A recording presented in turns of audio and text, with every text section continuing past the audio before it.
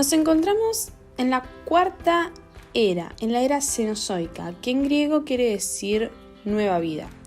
Como vemos en este gráfico, es la última de las 4 grandes eras. Pertenecen al eón fanerozoico, bien, y esta era cenozoica va a estar dividida en 3 periodos. Hace algunos años atrás, esta era estaba dividida solo en 2 periodos, en el periodo terciario y en el cuaternario, pero a inicios del siglo XXI, el periodo terciario se divide y se conoce hoy como paleógeno y neógeno. Algunas características de esta era, en general, ¿no?, incluyendo al periodo terciario y al cuaternario, es que los continentes se van a trasladar a sus posiciones actuales. Van a surgir las cordilleras de los Alpes, Himalaya y Pirineo. Aumenta el océano Atlántico. Hay una diversificación de los mamíferos y aparecen los homínidos. A lo largo del video vamos a ir viendo en qué época y en qué periodo aparecen estas características. Estamos en la primera época, que es conocida como Paleoceno, que quiere decir en griego viejo nuevo. Esta época está ubicada luego del famoso proceso de extinción masiva de los dinosaurios, por lo que en sus inicios las condiciones del planeta eran un poco hostiles, pero poco a poco todo se fue estabilizando y los pequeños mamíferos pudieron evolucionar. El planeta estuvo bastante activo desde el punto de vista geológico, porque las placas continúan en movimiento y Pangea continúa separándose. En cuanto al clima, al inicio era bastante frío y árido, pero vamos a observar que al final de la época ya es húmedo y cálido. En cuanto a la flora, vamos a encontrar plantas que persisten actualmente, como son las palmeras, las coníferas y los cactus. Vamos a encontrar sitios con abundancia de helechos y el clima mencionado anteriormente favorece a que grandes extensiones de terreno se cubrieran con plantas frondosas y verdes, generando las primeras selvas o los primeros bosques. En cuanto a la fauna, ahora que no estaban los dinosaurios, los animales se pudieron diversificar y expandirse.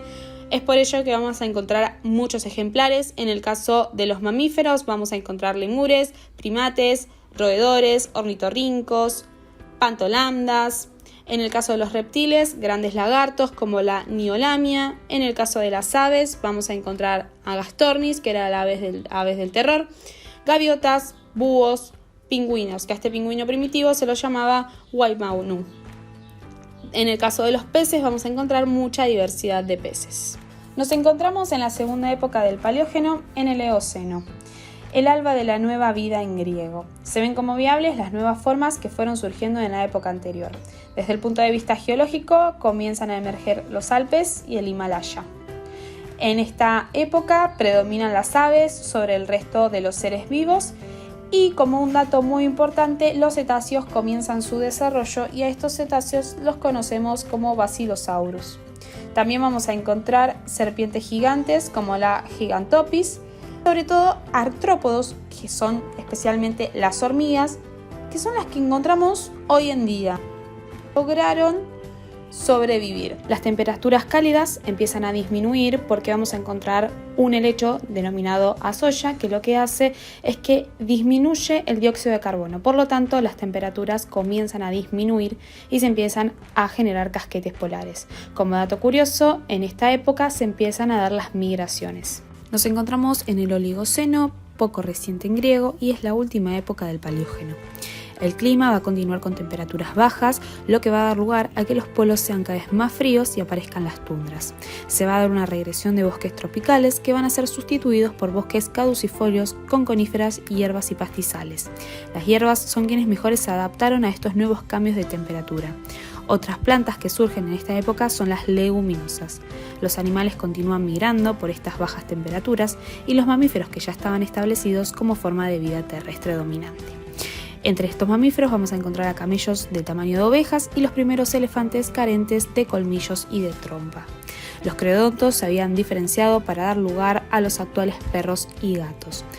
Otros de los que siguen evolucionando son los cetáceos, en este caso el Aeticetus, y vamos a encontrar a los primeros primates como la Egyptopithecus, que es un primitivo catarrino que tiene 5 dedos en las extremidades, un pulgar oponible, pies y dientes poco especializados. Hay otro grupo de roedores que es bastante abundante que se llama Eumidae, que son muy similares a las ardillas actuales.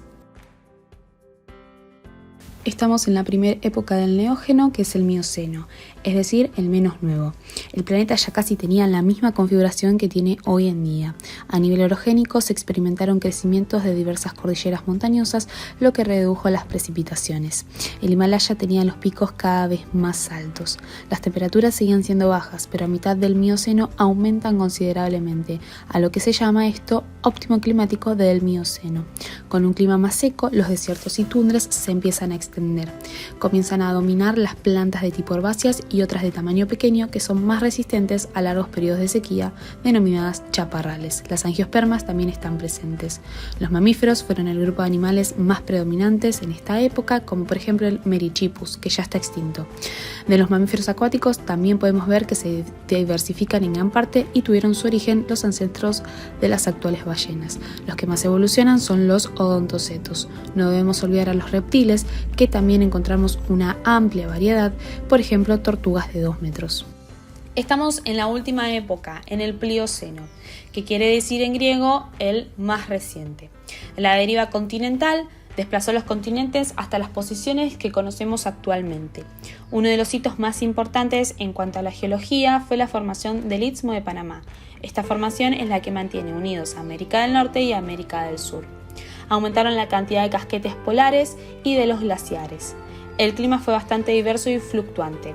Una de las características más importantes es que vamos a tener 2 estaciones bien identificadas, por un lado el invierno y por un lado el verano. La flora sufrió una especie de regresión debido a que las condiciones climáticas no eran demasiado favorables por estas 2 estaciones bien marcadas. No resistían estos cambios tan abruptos. Las que sí resisten son las coníferas, porque son muy resistentes al frío y se desarrollan a temperaturas bajas, y por ende los pastizales. Los mamíferos también experimentaron una gran radiación evolutiva, haciendo que se extendieran por gran cantidad de ambientes diferentes. En esta época vamos a encontrar camellos y caballos, en donde las puntas de los dedos de estos animales están cubiertas por pezuñas. Los reptiles tuvieron un gran desarrollo, sobre todo los caimanes y los cocodrilos. En cuanto a las aves, la mayoría habitaron en el continente americano y fueron depredadores de un gran número de animales. Otro grupo de aves más conocido como los ansiloformes fueron los que se desarrollaron ampliamente, y en este grupo encontramos a los patos y a los cisnes. Uno de los eventos evolutivos más importantes de esta época fue la aparición de los primeros homínidos, el Australopithecus. Fue el primer homínido trascendental en el origen de la especie humana. Es así cuando empieza el género Homo.